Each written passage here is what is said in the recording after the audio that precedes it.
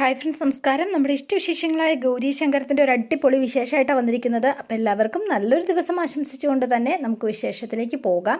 അപ്പം ഇന്ന് വൈകിയാണ് വന്നത്, അതുകൊണ്ടാണ് കേട്ടോ ഇത്രയും താമസിച്ചത്. അപ്പോൾ തുടങ്ങുമ്പോൾ തന്നെ കാണുന്നത് നമ്മുടെ ശ്യാം സാറിനെയും അമ്മേനെയാണ്. അപ്പം മുത്തശ്ശി ഇങ്ങനെ ചെന്നിരുന്ന് സംസാരിച്ചുകൊണ്ടിരിക്കുകയാണ്. അപ്പം അമ്മയോട് ഇങ്ങനെ കാര്യങ്ങളും സങ്കടങ്ങളും ഒക്കെ ഇങ്ങനെ പറയുകയാണ് ശ്യാമ. എന്നിട്ട് കരയാട്ടോ, അമ്മേ എനിക്ക് അവൾക്ക് എന്തെങ്കിലും ബുദ്ധിമുട്ടുണ്ടാക്കാറുണ്ടോ? എല്ലാം അവളുടെ ഇഷ്ടത്തിന് തന്നെ വിട്ടുകൊടുക്കാറില്ലേ വേണിമോളുടെ? എന്നിട്ടോ ഇപ്പം കണ്ടില്ലേ?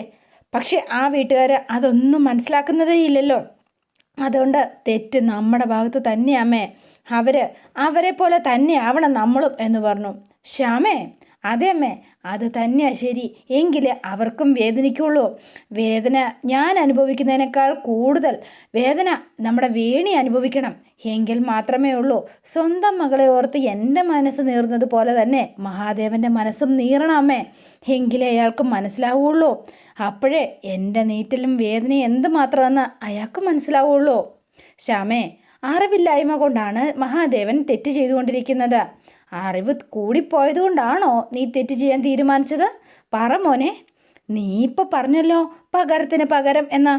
ഞാനൊന്ന് ചോദിച്ചോട്ടെ, നിനക്കതിന് കഴിയുമെന്ന് തോന്നുന്നുണ്ടോ മോനെ എന്ന് ചോദിച്ചു. അപ്പം മിണ്ടാതെ നിൽക്കുകയാണ്. ശ്യാമേ, കഴിയില്ല.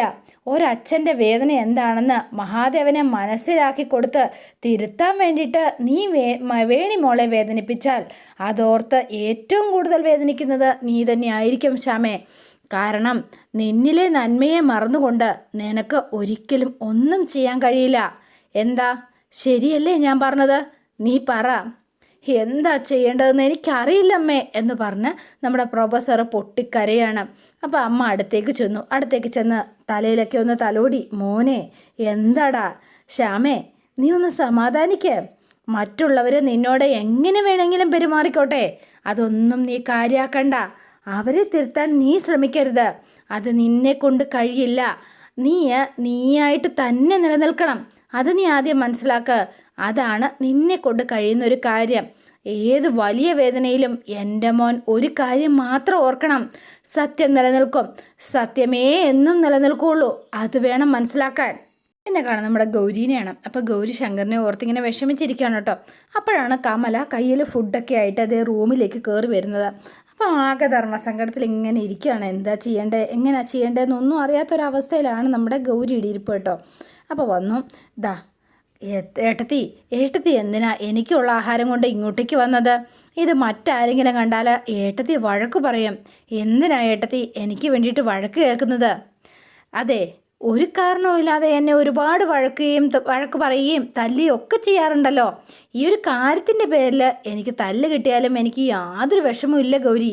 നീ സങ്കടപ്പെടാതെ. നീ രാവിലെ മുതൽ ഇന്നൊന്നും കഴിച്ചിട്ടില്ലല്ലോ. നീ എന്തെങ്കിലും ആഹാരം കഴിക്ക്. മറ്റുള്ളവർ പറയുന്നൊന്നും കേട്ട് നീ വിഷമിക്കണ്ട. ശങ്കർ നിൻ്റെ ഒപ്പം ഉണ്ടല്ലോ, അത് ഓർത്ത് നീ സമാധാനിക്ക്. ധൈര്യമായിട്ട് കഴിക്കുക എന്ന് പറഞ്ഞ് കമല കയ്യിലേക്ക് കൊടുത്തു. അപ്പോൾ ഭക്ഷണത്തിൽ ഇങ്ങനെ കുറേ നേരം നോക്കിയിരുന്നു. നീ എന്താ ആലോചിച്ചിരിക്കണത്? നീ നോക്കിയിരിക്കാതെ കഴിക്കാൻ നോക്ക് ഗൗരി, ആഹാരം കഴിക്കുക.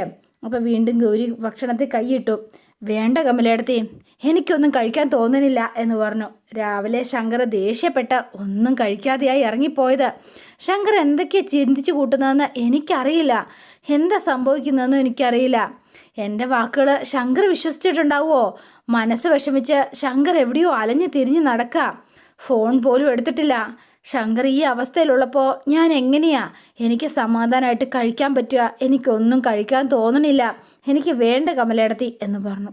അപ്പം കമലയ്ക്കും വേറെ പറയാൻ വാക്കുകളൊന്നും ഉണ്ടായില്ല. കമല ഇങ്ങനെ നോക്കിയിരിക്കുക കേട്ടോ, എന്താ ചെയ്യേണ്ടതെന്നറിയാതെ. അപ്പം നമ്മുടെ ശങ്കർ എന്താ പറയുക, ആകെ ഒരു പുൽമേട്ടിൽ ഒറ്റപ്പെട്ടിങ്ങനെ വന്നിരിക്കുക. ചിരിക്കണോ കരയണോ എന്നൊന്നും അറിയാത്ത അവസ്ഥ. അപ്പോൾ നമ്മുടെ ശേഖരൻ പറഞ്ഞതൊക്കെ മനസ്സിലേക്ക് വരും കേട്ടോ. ഇവൻ്റെ പെണ്ണിൻ്റെ കൈപുണ്യം നമ്മുടെ ഇവന് മാത്രമല്ല കേട്ടോ, ചത്തുപോയ ധ്രുവനില്ലേ അവനും അറിയായിരുന്നു. അപ്പോൾ നമ്മുടെ ഗൗരി പറഞ്ഞ കാര്യവും മനസ്സിലേക്ക് വന്നു. ധ്രുവൻ എന്നെ തൊട്ടിട്ട് പോലുമില്ല, ഞാൻ അവിടെ നിന്ന് രക്ഷപ്പെടുമായിരുന്നു. അപ്പം അതുകൂടെ ഓർത്തു കേട്ടോ. അപ്പോൾ നമ്മുടെ എന്താ പറയുക വടക്കുനാഥൻ്റെ കാര്യം ഓർമ്മ. എന്താ പറയുക, എൻ്റെ ലൈഫിൽ കിട്ടാവുന്ന ഏറ്റവും വലിയ ഗിഫ്റ്റല്ലേ ഇത്, എൻ്റെ വടക്കുനാഥൻ തന്നത്. അപ്പോൾ ഇതൊക്കെ ഓർത്തിട്ട് പൊട്ടിച്ചിരിക്കുകയാണ് കേട്ടോ. എൻ്റെ വടക്കുനാഥ, എല്ലാം നിനക്കറിയായിരുന്നല്ലേ? എന്നിട്ട് എൻ്റെ വടക്കുനാഥനും എന്നെ ചതിക്കായിരുന്നോ? ഞാൻ വെറും വാഷ് ഔട്ടാണെന്ന് മനസ്സിലായി. എനിക്ക് മനസ്സിലാക്കി തന്നില്ലേ? എങ്കിൽ കേട്ടോ, ഇനി വടക്കുനാഥൻ്റെ മുന്നിൽ ശങ്കർ മഹാദേവൻ വരില്ല, ഒരിക്കലും വരില്ല. എൻ്റെ വടക്കുനാഥനെ ഇനി എനിക്ക് കാണണ്ട, ആരെയും കാണണ്ട എന്ന് പറഞ്ഞുകൊണ്ട് ആകെ ശങ്കർ തകർന്നടിഞ്ഞിരിക്കുക. എല്ലാവരും നമ്മളെ പറ്റിച്ചു, എന്നെ തീർത്ത് കളഞ്ഞു എന്നൊക്കെ പറഞ്ഞ് ആകെ ചിരിച്ചും കരഞ്ഞും ഒക്കെ ആയിട്ട് ഇങ്ങനെ ഇരിക്കുകയാണ് ശങ്കർ. പിന്നെ നമ്മൾ കാണുന്നത് വേണീനെയാണ്. അപ്പോൾ വേണി ഇങ്ങനെ ആലോചിച്ച് മാറിയിരിക്കുകയാണ്. നമ്മുടെ പ്രൊഫസർ ദേഷ്യപ്പെട്ടാണല്ലോ സംസാരിച്ചത് വേണിയോട്.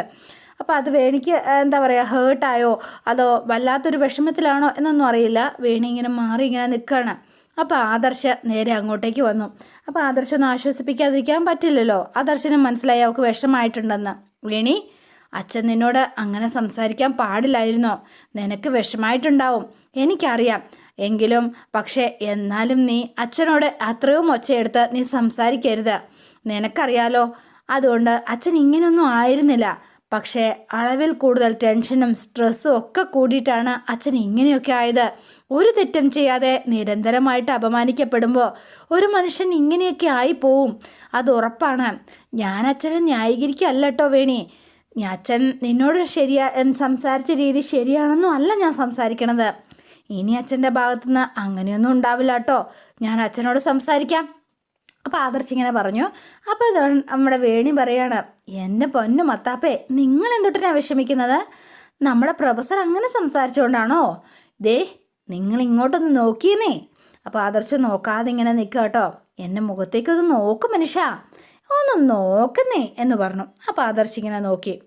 അതെ, എനിക്കതിലൊന്നും യാതൊരു വിഷമോ സങ്കടമോ ദേഷ്യമോ ഒന്നുമില്ല കേട്ടോ. അതൊന്നും ഓർക്കേ വേണ്ട. എന്നിട്ടാ നിങ്ങൾക്ക് എന്താ വിശ്വാസം വന്നില്ലേ? എന്താ എൻ്റെ പൊന്നു മനുഷ്യ, ദേഷ്യം വരുന്ന ടൈമിലെ ആൾക്കാർ പലതും വിളിച്ചു പറയൂട്ടോ, ഇല്ലേ? എന്താ ശരിയല്ലേ? ഇതിപ്പോൾ വേണമെന്ന് വെച്ചിട്ടൊന്നും അല്ല കേട്ടോ. പക്ഷേ അതങ്ങനെ പറ്റിപ്പോണതാ. ശരിക്കും പറഞ്ഞാലേ ഒരു കണക്കിന് നല്ലതാണെന്ന് പറയാം. എന്താണെന്നറിയോ, ആരോടെങ്കിലും ഒന്ന് പൊട്ടിത്തെറിക്കുമ്പോഴേ ഒരു നല്ല ആശ്വാസം കിട്ടുമല്ലോ, അല്ലേ? എന്താ ശരിയല്ലേ ഞാൻ പറഞ്ഞത്? നിങ്ങൾക്ക് ഈ സൈലൻ്റ് പാർട്ടി ആയതുകൊണ്ടാട്ടോ ഇതൊക്കെ വലിയ പ്രശ്നമായിട്ട് തോന്നുന്നത്. നമ്മളെ പ്രശ്നം അങ്ങനെ അല്ലല്ലോ. നമ്മളെന്ന് ഓർത്ത് നോക്ക്. നമ്മളെന്ന് ഉദ്ദേശിച്ചതേ നമ്മുടെ സ്വന്തം ഫാമിലി ആട്ടോ. എൻ്റെ അച്ഛനുണ്ടല്ലോ, നമ്മുടെ മടച്ചാരങ്ങാട്ട് മഹാദേവൻ്റെ ദേഷ്യം, എൻ്റെ അമ്മോ, ഒരു വേൾഡ് ഫേമസ് ആട്ടോ. അച്ഛൻ്റെ ദേഷ്യം കണ്ടിട്ടുണ്ടോ? എൻ്റെ പൊന്നോ, അതൊന്ന് കണ്ട തന്നെയാ. അതൊക്കെ വെച്ച് നോക്കുമ്പോൾ നമ്മുടെ പ്രൊഫസർ ഒന്നുമല്ല, ആള് ജെന്റിൽമാനാ. ഇത്രയ്ക്ക് നല്ല മനുഷ്യനുണ്ടോ പറ? അപ്പോൾ ആദർശ് ഇങ്ങനെ അതിശയത്തോടെ നോക്കുക കേട്ടോ. അതെ, നമ്മുടെ പ്രൊഫസറോട് ഇനി ചെന്നിട്ട് വഴക്കിടണ്ടെന്നൊന്നും പറയണ്ട കേട്ടോ. നമ്മുടെ സ്നേഹമുള്ള ആൾക്കാരോട് നമ്മൾ വഴക്കിടും. വഴക്കില്ലെങ്കിൽ പിന്നെ സ്നേഹമുണ്ടോ? പറയുന്നേ, പ്രൊഫസർക്ക് എന്നോട് സ്നേഹമുള്ളതുകൊണ്ടല്ലേ എന്നോട് വഴക്കിട്ടത്. അതുകൊണ്ട് എനിക്ക് സന്തോഷമാണ്. നിങ്ങൾക്ക് എന്നോട് സ്നേഹമുള്ളതുകൊണ്ടല്ലേ നിങ്ങൾ എന്നോട് വഴക്കിടുന്നത്, അല്ലേ? അതെ. അപ്പോൾ സ്വന്തമായിട്ട് ഇങ്ങനെ പറയാണ്. അപ്പം പിന്നെ പ്രൊഫസറെ തടയേണ്ട കാര്യം എന്താ? വേണി, നിനക്ക് ഇങ്ങനെയൊക്കെ ചിന്തിക്കാൻ പറ്റുമായിരുന്നോ? ഹേയ്, നമ്മൾ കാര്യങ്ങൾ അങ്ങ് തുറന്നു പറയാന്നേ. അപ്പോൾ വിഷമമൊക്കെ ഉണ്ടാവും. പക്ഷേ പറഞ്ഞു കഴിയുമ്പോഴുണ്ടല്ലോ, നെറുകന്തലേന്ന് എന്തെങ്കിലും ഇറക്കി വെക്കുന്ന പോലെ അങ്ങ് തോന്നുന്നേ. ഇതൊന്നും അത്രയ്ക്ക് വലിയ കാര്യമൊന്നും അല്ല ആദർശേട്ടാ. നിനക്കങ്ങനെ തോന്നുന്നില്ലേ? എന്തോ എനിക്കറിയില്ല കേട്ടോ. എനിക്ക് തോന്നണ കാര്യം മറ്റൊരു കാര്യം കൂടി ഞാൻ ആദർശേട്ടനോട് പറയട്ടെ. പറഞ്ഞോ? ഗൗരിയുടെ കാര്യം ഞാൻ കുറേ ആലോചിച്ചു കേട്ടോ. നിങ്ങൾ പറഞ്ഞത് ശരിയാണെന്ന് എനിക്ക് തോന്നിട്ടോ. സത്യസന്ധമായ കാര്യമാണ്. എനിക്കിപ്പം നിങ്ങളെ വിശ്വാസമാട്ടോ, ഒരുപാട് വിശ്വാസമാണ്. അല്ല മനുഷ്യ, ഇത്രയും നാളായിട്ടേ നമുക്കിടയിൽ എന്താ ഒന്നും സംഭവിക്കാത്തത്? എനിക്ക് മനസ്സിലാവണില്ല. നമുക്ക് അങ്ങോട്ടും ഇങ്ങോട്ടും ഒന്നുമില്ലേ എന്ന് ചോദിച്ചു. അപ്പോൾ ആദർശം മിണ്ടാതെ നിൽക്കുക. എന്താ നിങ്ങളുടെ ഒപ്പീനിയൻ? അല്ല അത് പിന്നെ എന്ന് പറഞ്ഞു കേട്ടോ. പിന്നെ എനിക്ക് മനസ്സിലാവും കേട്ടോ ആദർശേട്ടാ, ഗൗരിയോടുള്ള നിങ്ങളുടെ സ്നേഹം കൊണ്ടാണ് നിങ്ങൾ എന്നെ അകറ്റി നിർത്തുന്നത്. അതും എനിക്കറിയാം. പക്ഷേങ്കിലേ പെങ്ങളോട് സ്നേഹമുള്ള ആങ്ങളമാരൊക്കെ ചിലപ്പോൾ ഇങ്ങനെയൊക്കെ തന്നെ ആയിരിക്കും അല്ലേ ചെയ്യണത്. ശരിയാണോ? ഞാൻ നിങ്ങളുടെ ഭാര്യയല്ലേ, എനിക്കെല്ലാം മനസ്സിലാവും കേട്ടോ. ഇപ്പം ഗൗരിയെ എനിക്ക് മനസ്സിലാവും, ഇപ്പം ഗൗരിയുടെ അവസ്ഥയും എനിക്ക് മനസ്സിലാവും. ഇതൊക്കെ നേരത്തെ എന്നോട് നിങ്ങൾ പറഞ്ഞിരുന്നെങ്കിൽ എനിക്ക് ഇത്രയും ടെൻഷനും സങ്കടവും ഒന്നും ഉണ്ടാവുമായിരുന്നില്ലല്ലോ. ആ ധ്രുവൻ്റെ കാര്യം ഞാൻ അറിഞ്ഞാലേ വലിയ കുഴപ്പമാവുമെന്ന് നിങ്ങൾ പേടിച്ചിട്ടുണ്ടാവും അല്ലേ? അതല്ലേ എന്നോട് പറയാഞ്ഞത്? എൻ്റെ പൊന്നോ, ഇതെൻ്റെ കൂടി ഫാമിലി അല്ലേ ആദർശേട്ടാ. ഇവിടെ ഒരു പ്രശ്നം ഉണ്ടായാൽ അത് എൻ്റെ പ്രശ്നമല്ലേ. ഞാൻ എൻ്റെ ഫാമിലിയുടെ ഒപ്പം അല്ലാതെ പിന്നെ ആരോടൊപ്പം ആദർശേട്ടാ നിൽക്കുക? നിങ്ങളുടെ കാര്യത്തിൽ എനിക്കൊരു ചെറിയ ഡൗട്ട് ഉണ്ടായിരുന്നു കേട്ടോ. പക്ഷേ ഉണ്ടല്ലോ, അതെ, ഒരു കാര്യം പറയട്ടെ, പ്രൊഫസറുടെ മോനോട് ഇനി ചില കാര്യങ്ങൾ എനിക്ക് അങ്ങോട്ട് പറഞ്ഞു തരാനുണ്ട് കേട്ടോ.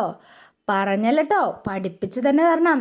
ദേ, അത് കേട്ടനുസരിച്ച് അടങ്ങി ഒതുങ്ങി മര്യാദയ്ക്ക് ജീവിച്ചോണം കേട്ടോ. എന്താണെന്നറിയോ, ഈ വൈഫ് എന്ന് പറയുന്നത് ഒരു ചില്ലറ പോസ്റ്റൊന്നും അല്ല കേട്ടോ. അറിയോ? ഹസ്ബൻഡ്, കെട്ടിയോൻ ആരാന്നറിയോ നിങ്ങൾക്ക്? നീ കേൾക്കുന്നുണ്ടോ എന്ന് ചോദിച്ചു. ആ, ദേ, ഒരു നല്ല കെട്ടിയോനാകുന്നത് എങ്ങനെയാണെന്ന് നിങ്ങൾക്കറിയോ? ഞാൻ പറയട്ടെ, കെട്ടിയോളോട് എല്ലാ കാര്യങ്ങളും ഷെയർ ചെയ്യുമ്പോഴാ ഹസ്ബൻഡ് ഒരു നല്ല കെട്ടിയോനാവണത്. എന്തേ, അങ്ങനല്ലേ? എന്ന് പറഞ്ഞു ആദർശ്. എൻ്റെ പൊന്നോ, എന്നാലേ ഇനി മുതൽ എൻ്റെ മത്താപ്പ അങ്ങനെയായിരിക്കും, ഉറപ്പല്ലേ? ഓ, നിങ്ങൾ ഒന്ന് മൂളാതെ ഓക്കെ ആണെന്നൊന്ന് വാതോളൊന്ന് പറഞ്ഞേ. ഓക്കെ ആണ് എന്ന് പറഞ്ഞ് ആദർശ് ഡീൽ ചെയ്തു. അപ്പോൾ ഭയങ്കര സന്തോഷമായിട്ടോ വേണിക്ക്. വേണിയുടെ ചിരി കണ്ടപ്പോൾ നമ്മുടെ ആദർശിൻ്റെയും മനസ്സ് നിറഞ്ഞു. പിന്നെ കാണുന്നത് നമ്മുടെ ചാരങ്ങാട്ട് വീട്ടിലാണ്. ദേവൻ ചായ കുടിച്ചുകൊണ്ടിരിക്കുന്നു. അപ്പോൾ രാധാമണി അവിടെ നിൽപ്പുണ്ട്. ചായക്ക് ചൂടുണ്ടല്ലോ അല്ലേ, അതോ ഒന്നുകൂടി ചൂടാക്കണോ? അപ്പോൾ വേഗം തന്നെ ചായക്ക് ചൂടുണ്ട്. പിന്നെ ചായക്ക് ചൂടില്ലായിരുന്നു എങ്കിലേ ഇപ്പം നിൻ്റെ മോന്തയ്ക്ക് ഞാൻ ഒഴിച്ചു തരില്ലായിരുന്നോ എന്ന് ചോദിച്ചു. അപ്പോൾ രാധാമണി ഇങ്ങനെ നിന്നിട്ട്, അതെ, രാത്രി ചായ കുടിച്ചാൽ ഉറക്കം പോകുന്നേ. അയ്യോ, ഉറക്കം പോകും പോലും. അല്ലെങ്കിൽ തന്നെ നല്ല സ്വസ്ഥമായിട്ടും സമാധാനമായിട്ടും സന്തോഷമായിട്ടും ഇരിക്കാവുന്ന അവസ്ഥയാണല്ലോ ചാരങ്ങാട്ട് മഹാദേവൻ ഇപ്പോൾ ഉള്ളത്. അവൾ വന്നിരിക്കുന്നു. നിങ്ങൾക്കൊരു കാര്യം കേൾക്കണോ? ഇത്രയും നാളും നമ്മുടെ ശങ്കർ മാത്രമേ അവളുടെ വലയിൽ വീണിരുന്നുള്ളൂ. ഇപ്പോഴേ നമ്മുടെ വേണിമോളും അവളുടെ വലയിൽ വീണു കേട്ടോ. അതെന്താ? അവൾ ഇന്ന് എന്നെ വിളിച്ചായിരുന്നു കേട്ടോ. എന്നെ വിളിച്ചത് വേണിമോള് നമ്മുടെ വിശേഷങ്ങൾ ചോദിക്കാനൊന്നും അല്ല കേട്ടോ വിളിച്ചത്. പിന്നെ ഗൗരിക്ക് വക്കാലത്ത് പറയാനായിട്ടാണ് അവൾ വിളിച്ചത്. ഗൗരി പറയുക നമ്മുടെ ഗൗരിയെ ധ്രുവൻ ഒന്നും ചെയ്തിട്ടില്ല എന്ന് വേണി പറയുന്നത്. അപ്പോൾ പൂജിക്കാനാണോ അവൻ കൊണ്ടുപോയതെന്ന് ഞാൻ ചോദിച്ചോ? ഇതൊക്കെ വേണിയെ കൊണ്ട് അവർ പറയിപ്പിക്കുന്നതാണ്. പാവം വേണിമോള്. അവർ നിർബന്ധിക്കുമ്പോൾ അവൾക്ക് ഇതുവരെ ഗൗരിയെ സപ്പോർട്ട് ചെയ്യാതിരിക്കാൻ പറ്റുമോ? ഇതിങ്ങനെ അങ്ങോട്ട് പോയാൽ ഒട്ടും ശരിയാവത്തില്ല.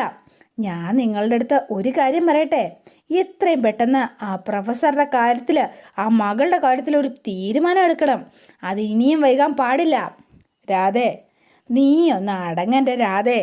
ധ്രുവൻ പോയ അതേ സ്ഥലത്തേക്ക് തന്നെ ആ ഗൗരിയെ നമ്മൾ പറഞ്ഞയച്ചിരിക്കും. എന്താ പോരെ? അവളെ നമ്മുടെ കയ്യിൽ വന്ന് വീഴാനായിട്ട് അതിൻ്റേതായിട്ടൊരു സമയമുണ്ട്. അതുകൊണ്ട് ആ സമയത്തിന് വേണ്ടിയിട്ടാണ് ഇപ്പം നമ്മൾ കാത്തിരിക്കണത്. അത് മനസ്സിലാവുന്നുണ്ടോ നിനക്ക്? ശങ്കർ ഇവിടെ ഇല്ലാത്ത ഏതെങ്കിലും ഒരു സമയം നമ്മളത് ചെയ്തിരിക്കും എന്ന് പറഞ്ഞു. കാണിച്ചു കൊടുക്കാൻ ഞാൻ. ആ ഗൗരിയെ ഒന്ന് തീർത്തിട്ട് വേണം വേണിയെ കൊണ്ട് ഡിവോഴ്സ് ചെയ്യിപ്പിക്കാൻ. എന്നിട്ട് വേണം എനിക്ക് കുറച്ച് കാര്യം കൂടെ ചെയ്യാൻ. അതിനുശേഷം നീ കണ്ടോ, നമ്മുടെ മോൻ്റെയും മോളുടെയും ജീവിതം തൊലച്ച ആ പ്രൊഫസറുടെ ഫാമിലി ഉണ്ടല്ലോ, ആ ഫാമിലിയെ മുഴുവൻ ചാരങ്ങാട്ട് മഹാദേവൻ മുഴുവൻ നശിപ്പിച്ച് ചാമ്പലാക്കി കളയും ഞാൻ. കാണിച്ചു കൊടുക്കാം പ്രൊഫസർ ഫാമിലിയെ വഴിയാതാരായിട്ട് നടു റോട്ടിൽ നിരങ്ങും ഞാൻ. എന്നിട്ടേ ഞാൻ അടങ്ങുള്ളൂ. അത് ഞാൻ തീരുമാനിച്ചിട്ടുണ്ട് രാധേ എന്നൊക്കെ പറഞ്ഞു. അപ്പോൾ രാധയ്ക്ക് ഭയങ്കര സന്തോഷമായി. പിന്നെ നമ്മൾ കാണുന്നത് ഗൗരീനെയാണ്. ഗൗരി ഇങ്ങനെ ശങ്കറിനെ നോക്കിയിരുന്ന് മടുത്തു. നേരെ ഇത്രയായിട്ടും ശങ്കർ തിരിച്ചെത്തിയില്ലല്ലോ, ഇനിയിപ്പോൾ എന്താ ചെയ്യുക? അപ്പോൾ ഗൗരി നേരെ വേഗം ചെന്ന് ഫോൺ എടുത്ത് നമ്മുടെ ജോജുവിനെ വിളിക്കുകയാണ്. ഏട്ടത്തിയമ്മേ, എന്താ ഏട്ടത്തിയമ്മേ എന്ന് ചോദിച്ചു. ജോജു, ശങ്കർ എന്ന് നിങ്ങളെ കാണാൻ വന്നിരുന്നോ? അല്ല, ശങ്കറിനെ രാവിലെ വിളിച്ചിട്ട് കിട്ടുന്നില്ല. ഫോൺ ഇവിടെ വെച്ചിട്ടാണ് പോയത്. ശങ്കർ നിങ്ങളുടെ കൂടെ ഉണ്ടോ? രാവിലെ പോയതാ. ഇല്ലല്ലോ ഏട്ടത്തിയമ്മേ. ശങ്കർ ഭായി ഞങ്ങളെ കാണാൻ വരുമെന്നെങ്ങാനും പറഞ്ഞിട്ടുണ്ടായിരുന്നോ? ശങ്കറൊന്നും പറഞ്ഞില്ല. പക്ഷേ ശങ്കറിനെ ഇത്ര നേരമായിട്ട് കാണാത്തത് കൊണ്ട് നിങ്ങളുടെ ഒപ്പം ഉണ്ടാവുമെന്ന് കരുതി ഞാൻ വിളിച്ചതാ. ഏട്ടത്തിയമ്മയോട് പറയാതെ ശങ്കർബായി ഇത് എങ്ങോട്ടാ പോയത്? ഏട്ടത്തിയമ്മേ, ഞാൻ ഒരു കാര്യം ചോദിക്കട്ടെ, ഏട്ടത്തിയമ്മയും ശങ്കർബായും തമ്മിൽ എന്തെങ്കിലും വഴക്കുണ്ടായോ? അങ്ങനെയൊന്നും ഉണ്ടായിട്ടില്ലല്ലോ. ഇല്ലല്ലോ. ഇല്ല, അങ്ങനെയൊന്നും ഉണ്ടായിട്ടില്ല എന്ന് പറഞ്ഞു. ഏട്ടത്തിയമ്മ വിഷമിക്കണ്ട, നമ്മുടെ ശങ്കർബായി ആ തേക്കിൻകാട് മൈതാനത്ത് ആ ചേട്ടന്മാർ ചീട്ട് കളിക്കുന്നിടത്ത് വല്ല ഉണ്ടാവുന്നേ. ഞാൻ ഐത്തിനായം കൂടെ കൂട്ടി നമ്മുടെ ഇപ്പം തന്നെ അവിടെ പോയി നോക്കാട്ടോ. ധൈര്യമായിട്ടിരുന്നോ, ശങ്കർബായി അവിടെ തന്നെ ഉണ്ടാവും, ഷുവറാ എന്ന് പറഞ്ഞ് ജോജു ഫോൺ വെച്ചു. പിന്നെ കാണുന്നത് നമ്മുടെ ശങ്കർ നിന്നിരുന്ന ആ സ്ഥലമാണ് കേട്ടോ കാണുന്നത്. അപ്പോൾ അവിടെ നമ്മുടെ ശങ്കറിൻ്റെ ഒരു മുണ്ട്, ശങ്കർ ഉടുത്തുകൊണ്ട് പോയ ആ മുണ്ട് ഇങ്ങനെ ഒരു എന്താ പറയുക കാട്ടിൽ ഇത് കെട്ടി ഇങ്ങനെ തൂങ്ങിക്കിടക്കുന്നത് പോലെ ഇങ്ങനെ തൂങ്ങിയിരിക്കുകയാണ്. അപ്പോൾ അത് മാത്രമേ കാണുന്നുള്ളൂ, ശങ്കറിൻ്റെ മുണ്ട് മാത്രം. ശങ്കറിനെ അവിടെ കാണുന്നില്ല. ശങ്കർ എവിടെ പോയി, എന്ത് സംഭവിച്ചു എന്നൊന്നും അറിയില്ല. പിന്നെ ഗൗരിയെ കാണുന്നത്. അപ്പോൾ ഗൗരി ശങ്കറിനെയും കാത്ത് ഇങ്ങനെ ഇരിക്കുകയാണ്. അത് നമ്മുടെ ഹോളിൽ വന്നിട്ട് ഇങ്ങനെ താഴെ ഇരിക്കുക കേട്ടോ. അപ്പോഴാണ് ശങ്കർ അടുത്ത് വന്നിട്ട് ഗൗരിയെ എന്ന് വിളിച്ചു. നീ എന്താ ഇവിടെ ഇരിക്കണത്? എന്ത് പറ്റിയേ നിനക്ക് എന്ന് ചോദിച്ചു. ആ ശങ്കർ വന്നോ? ശങ്കർ വന്നാൽ ഞാൻ അറിഞ്ഞതേ ഇല്ല. ഡോർ ആരാ തുറന്നു തന്നത്? എങ്ങനെ ശങ്കർ അകത്ത് കയറിയത്? ഇപ്പോഴെങ്കിലും ശങ്കർ എന്നെ വിശ്വസിച്ചല്ലോ, എനിക്ക് സന്തോഷമായി, അത് മതി എന്ന് പറഞ്ഞുകൊണ്ട് ശങ്കർ ഇങ്ങനെ ചേർത്ത് പിടിക്കുന്നതും ശങ്കറിന് നെഞ്ചോട് ചേർന്ന് കിടക്കുന്നതും ഒക്കെ സ്വപ്നം കണ്ടിരിക്കുകയാണ്. അപ്പോഴാണ് നമ്മുടെ അവിടുത്തെ ജോലിക്കാരി വന്നിട്ട് മേഡം മേഡം എന്ന് വിളിച്ചത്. ശങ്കർ എന്ന് വിളിച്ചു കേട്ടോ. മേഡത്തിന് എന്താ പറ്റിയത്? മേഡം ഇന്ന് നേരത്തെ എഴുന്നേറ്റോ? സാധാരണ ഇത്രയും നേരത്തെ എഴുന്നേക്കുന്നല്ലോ, അതുകൊണ്ട് ചോദിച്ചതാ. എന്തു പറ്റി മേഡം? അല്ല മേഡം ഇന്നലെ ഉറങ്ങിയ ലക്ഷണമില്ലല്ലോ. അല്ല പറ്റിയേ, ശങ്കർ കുഞ്ഞ് ഇതുവരെ വന്നില്ലേ എന്ന് ചോദിച്ചു. അപ്പോഴും മിണ്ടുന്നില്ല. ശങ്കർ കുഞ്ഞിനെ കാത്തിരിക്കുകയായിരുന്നോ? എന്നാലും ശങ്കർ കുഞ്ഞിത് എവിടെ പോയതായിരിക്കും? ഇനി എന്തെങ്കിലും വല്ല എന്ന് പറഞ്ഞു. അപ്പോഴേക്കും ഗൗരിക്ക് ദേഷ്യം കയറി. ഗൗരി എഴുന്നേറ്റ് നേരെ അകത്തേക്ക് റൂമിലേക്ക് അങ്ങ് പോയി. പിന്നെ കാണുന്നത് നമ്മുടെ വേണിമോളെയാണ്. അപ്പോൾ വേണി ഇതേ ഒരു കൈ ചായയൊക്കെ ആയിട്ട് കൈ പൊള്ളുന്നുണ്ട്. എങ്കിലും പ്രൊഫസറുടെ അടുത്ത് ഇങ്ങനെ പോയി മുന്നിൽ ഇങ്ങനെ നിൽക്കുകയാണ്. വിളിക്കണോ വേണ്ടേ? അതോ വേണ്ടേ? അപ്പം ഇനിയിപ്പോൾ ചിലപ്പോൾ ദേഷ്യപ്പെട്ടാലോ? അപ്പം നന്ദിനി അമ്മ അങ്ങോട്ടേക്ക് വരികയാണ് കേട്ടോ. അപ്പോൾ ഒരു ചിരിയൊക്കെ ചിരിച്ച് ആഹാ അതെ എന്താന്ന് നോക്കിയപ്പോൾ തന്നെ മനസ്സിലായി കാര്യങ്ങളൊക്കെ. മോള് വാ എന്ന് പറഞ്ഞ് നന്ദിനി അമ്മ വേണിയും കൂട്ടിക്കൊണ്ട് ചെല്ലുകയാണ്. ശ്യാമേട്ടൻ ഇത് ഏത് ലോകത്തായിരിക്കണത്? ശ്യാമേട്ടനുള്ള ചായയായിട്ട് ഈ വേണിമോൾ എത്ര നേരമായി കാത്തു നിൽക്കാൻ തുടങ്ങിയിട്ടെന്നറിയോ നിങ്ങൾക്ക്? ഈ ചായ അങ്ങോട്ട് കൊടുക്കും മോളെ എന്ന് പറഞ്ഞു. അപ്പോൾ പ്രൊഫസർ വേഗം ചായ അങ്ങ് മേടിച്ചു. അപ്പോൾ വേണി പാവം കൈയൊക്കെ പൊള്ളി ഇങ്ങനെ നിൽക്കുക കേട്ടോ. പ്രൊഫസറെ ഞാൻ ആ മാപ്പ് ചോദിക്കാൻ വേണ്ടിയിട്ട് വന്നതാ എന്ന് പറഞ്ഞു. അപ്പോൾ ഇങ്ങനെ നോക്കി വയ്ക്കുക. ഞാൻ ഇങ്ങനെയാ പ്രൊഫസറെ, എപ്പോഴും നോക്കിയാലും സംസാരിച്ചുകൊണ്ടിരിക്കും. കാലബിലാന്ന് എന്തെങ്കിലും പറഞ്ഞുകൊണ്ടിരുന്നില്ലെങ്കിൽ എനിക്ക് ഒരു സമാധാനം കിട്ടില്ല പ്രൊഫസറെ. അതുകൊണ്ടാട്ടോ പ്രൊഫസർ മിണ്ടാതിരിക്കാൻ പറഞ്ഞിട്ടും അത് കേൾക്കാതെ ഞാൻ വലിയ ഡയലോഗൊക്കെ അടിച്ചുകൊണ്ടിരുന്നത്. സോറി പ്രൊഫസറെ. അതൊന്നും സാരമില്ല മോളെ, പോട്ടെ അല്ലേ ശ്യാമേട്ട എന്ന് ചോദിച്ചു നന്ദിനി. ശ്യാമേട്ട മോളെ എന്തൊക്കെയാ പറഞ്ഞില്ലേ, അതൊക്കെ മോള് മറന്നേര്. അപ്പോൾ ഇങ്ങനെയൊക്കെയാണ്. ഇനി പ്രൊഫസർക്ക് അറിയാതെ പറ്റിപ്പോയതാ. നന്ദിനിയമ്മ എന്തിനാ ഈ പ്രൊഫസറെ ഇങ്ങനെ കുറ്റപ്പെടുത്തണേ? അതിൻ്റെ ആവശ്യം എന്താ? ഇന്നലെ പ്രൊഫസർ എന്നോട് ദേഷ്യപ്പെട്ട് സംസാരിച്ചില്ലേ, അതെനിക്ക് ഇഷ്ടമായിട്ടോ. അപ്പോൾ പ്രൊഫസറുടെ കണ്ണ് തള്ളി. അപ്പോൾ പ്രൊഫസർ ഇങ്ങനെ ചോദിക്കണം, ഞാൻ നിന്നോട് ദേഷ്യപ്പെട്ടത് ഇഷ്ടപ്പെട്ടെന്നോ? എന്താ ഇത്? ലോകത്താരെ പറഞ്ഞു കേൾക്കാത്തൊരു കാര്യമാണ് വേണി പറയണത്. സത്യാന്നേ അതെന്തുട്ടാന്ന് വെച്ചാലേ ആണുങ്ങളായാലും ഇങ്ങനെ വേണം, ദേഷ്യപ്പെടണം. ഈ വീട്ടിലെ എല്ലാവരും ഉണ്ട് കേട്ടോ, പക്ഷേ എല്ലാം ഉണ്ട്, പക്ഷേ ദേഷ്യപ്പെടാനേ ആരുമില്ല. അതാ കഷ്ടം. നമ്മുടെ ആദർശേട്ടനെ വീടിന് പുറത്തു പുലിയാ, ബോക്സിങ് ചാമ്പ്യനാ, പക്ഷേ വീട്ടിൽ തിരിച്ച് കയറി കഴിയുമ്പം ആള് വളരെ സൈലൻ്റാ, പഞ്ചപാവം. അതെ, ഒരു വീടാവുമ്പം ഇത്തിരി ഒച്ച അനക്കമൊക്കെ വേണ്ടേ പ്രൊഫസറെ? അതിനെ വീട്ടിലാണുങ്ങളുണ്ടല്ലോ, അവർക്കത് ദേഷ്യപ്പെടുകയൊക്കെ ചെയ്യണം, എന്നാലേ ആ വീടിൻ്റെ ഐശ്വര്യമൊക്കെ ഉണ്ടാവുള്ളൂ പ്രൊഫസറെ. നമ്മുടെ ഈ വീടില്ലേ, നമ്മുടെ വീട് ഇത്രയും നാളൊരു അവാർഡ് പരം പോലെയായിരുന്നു. ഇപ്പം അതൊക്കെ മാറിട്ടോ. എനിക്കിപ്പോൾ ഒരുപാട് സന്തോഷമായിട്ടോ പ്രൊഫസറെ. സത്യമായിട്ടോ ഞാൻ പറയണത്. പ്രൊഫസറുടെ കണ്ണ് തള്ളി മഞ്ഞിച്ചിങ്ങനെ നോക്കിയിരിക്കുകയാണ് വേണീനെ. ഇതെന്ത് ജന്മ എന്നുള്ള മട്ടിലാണ് നോക്കുന്നത്. അപ്പോൾ അതോടെയാണ് ഇന്നത്തെ വിശേഷം അവസാനിക്കുന്നത്. ഇനി നാളത്തെ വിശേഷം ഇതിലും ഗംഭീരമാണ്. അപ്പോൾ എല്ലാവരും വെയിറ്റ് ചെയ്യുക. നിങ്ങൾക്ക് ഇഷ്ടപ്പെട്ടുവെങ്കിൽ ലൈക്ക് ചെയ്യുക, ഷെയർ ചെയ്യുക, തൊട്ടടുത്ത ആ ബെൽ ബട്ടൺ കൂടെ ഒന്ന് ഞെക്കുകയാണെങ്കിൽ ഞാൻ ഇടുമ്പോൾ തന്നെ നോട്ടിഫിക്കേഷൻ ലഭിക്കുന്നതായിരിക്കും. പുതുപുത്തൻ വിശേഷമായിട്ടെത്താം. Bye and see you again.